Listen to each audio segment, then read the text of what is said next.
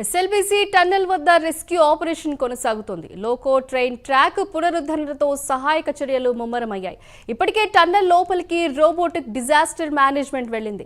పరిస్థితులను అంచనా వేయడానికి లోకో ట్రైన్లో టన్నెల్లోకి కమ్యూనికేషన్ రోబోను పంపించారు. మధ్యాహ్నం తర్వాత లోపల పరిస్థితులపై అధికారులు సమీక్ష సమావేశం నిర్వహించనున్నారు. పరిస్థితులు అనుకూలంగా ఉంటే రేపు టన్నెల్లోకి రోబోలను పంపిస్తారు.